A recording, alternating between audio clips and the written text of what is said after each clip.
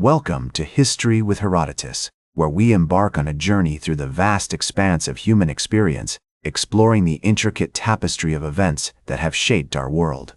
Today, we venture into the realm of the cosmos to recount the epic tale of the space race, a saga of ingenuity, perseverance, and exploration that would change the course of history. In the aftermath of World War II, the world was left scarred, yet simultaneously, it was an era of unprecedented technological advancement.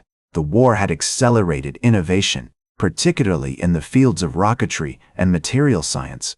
The V-2 rocket, developed by Nazi Germany, stood as a testament to human ingenuity and the devastating power of technology when wielded for destructive purposes. In the Soviet Union, a visionary named Sergei Korolev was quietly laying the groundwork for what would become the USSR's space program. Korolev, a brilliant engineer and a survivor of Stalin's gulags, had a profound fascination with space exploration.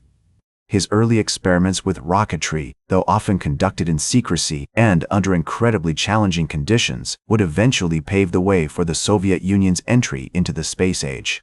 Meanwhile, across the Atlantic, the United States was also nurturing its own ambitions in space. Figures like Robert Goddard, often credited as the father of American rocketry, had been conducting pioneering work on liquid-fueled rockets since the early 20th century. Though his work was initially met with skepticism and even ridicule, Goddard's perseverance would inspire a generation of engineers and scientists who shared his vision for space exploration. The post-war period also saw the emergence of Wernher von Braun, a German engineer who had worked on the V-2 rocket project. After surrendering to American forces, von Braun was brought to the United States, where he would become a pivotal figure in the development of the U.S. space program. His expertise and the knowledge gained from the V-2 project were invaluable assets that the Americans sought to capitalize on as they began to contemplate their own place in the space race. As the 1950s unfolded, the world stage was being set for a dramatic confrontation between two superpowers, the United States and the Soviet Union. The ideological divide between capitalism and communism had created a tense geopolitical landscape, with both sides vying for dominance not just on Earth, but also in the heavens. It was against this backdrop of political tension, technological innovation, and human curiosity that the space race would soon explode onto the scene, captivating the imagination of the world and pushing the boundaries of what was thought possible. The year 1957 would prove to be a watershed moment. The Soviet Union, under the leadership of Nikita Khrushchev, was making bold strides in rocket technology, with Korolev at the helm of their space program. In the United States, the National Advisory Committee for Aeronautics, NACA, and the U.S. military were beginning to explore the possibilities of space exploration, albeit with a focus more on military applications than scientific discovery. As the year 1957 unfolded, the Soviet Union made a startling announcement that would shake the foundations of the international community and catapult the space race into the global spotlight. On October 4, 1957, the Soviets successfully launched Sputnik 1, the world's first artificial satellite, into Earth's orbit. This diminutive sphere, weighing a mere 83 kg, measuring 58 cm in diameter, and emitting a steady beep as it orbited the planet, sent shockwaves around the globe. The implications were profound. The Soviets had demonstrated a capability to reach space, sparking both awe and trepidation among nations.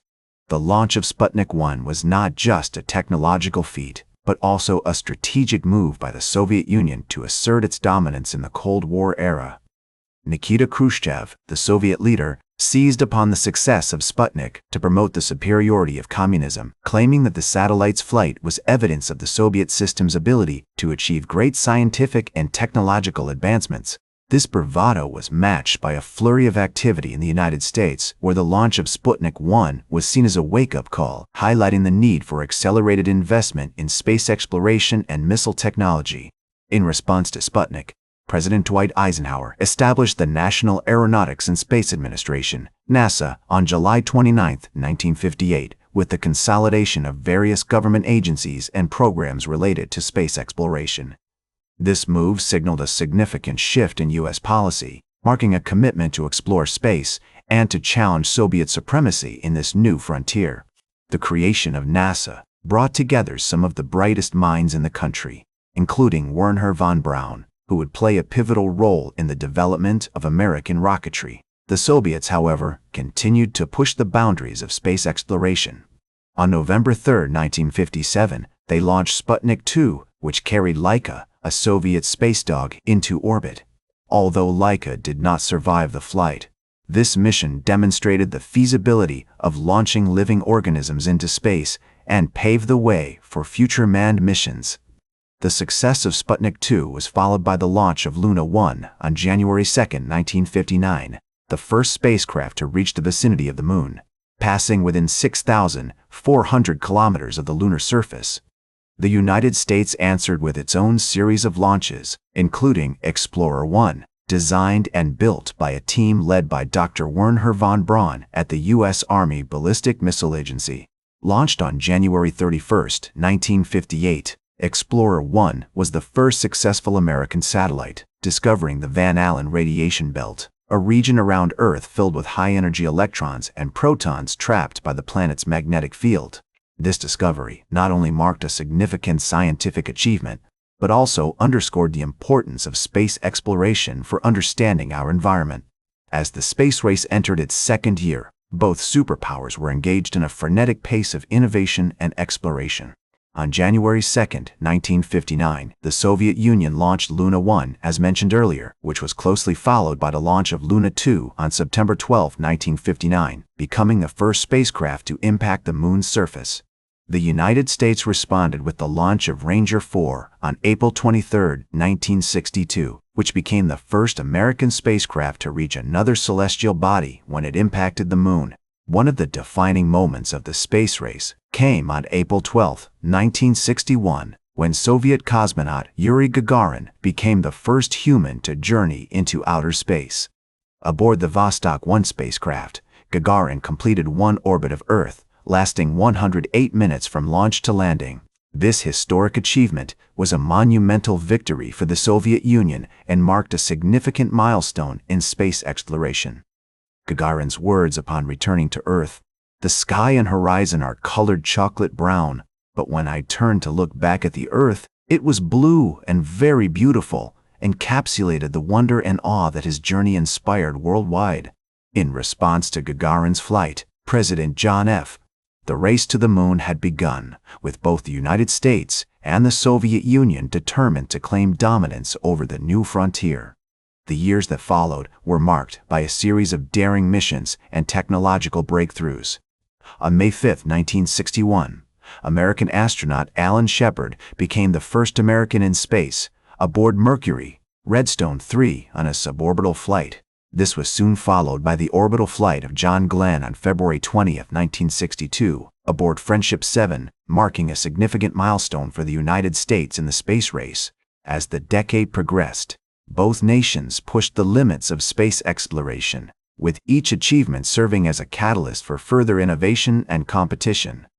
The Soviet Union's Vostok program continued to achieve remarkable successes, including the first woman in space, Valentina Tereshkova, who spent almost 3 days in space aboard Vostok 6 from June 16 to 1963.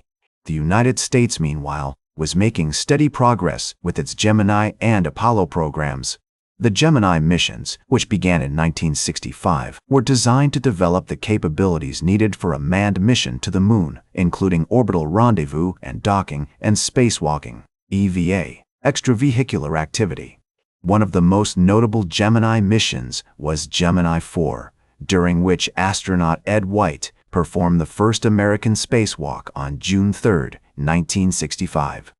The Apollo program, with its ultimate goal of landing a man on the Moon, represented the pinnacle of the space race. After years of intense preparation and several uncrewed test flights, NASA finally launched Apollo 8, the first manned mission to the Moon, on December 21, 1968. Astronauts Frank Borman, James Lovell, and William Anders became the first humans to see the far side of the Moon with their own eyes, marking a historic moment in space exploration. However, the crowning achievement of the space race was yet to come.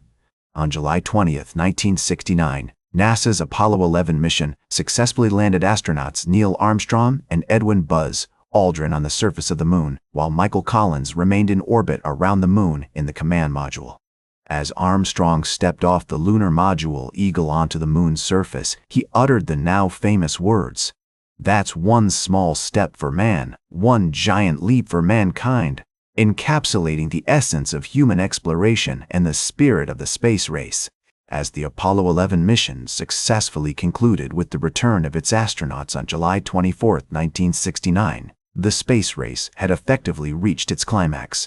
The Soviet Union, despite achieving numerous notable milestones, including being the first to send a woman into space and completing the first spacewalk, had not managed to land a man on the moon before the United States. This achievement marked a significant turning point in the space race, as it fulfilled President Kennedy's challenge and demonstrated the technological superiority of the United States at that time.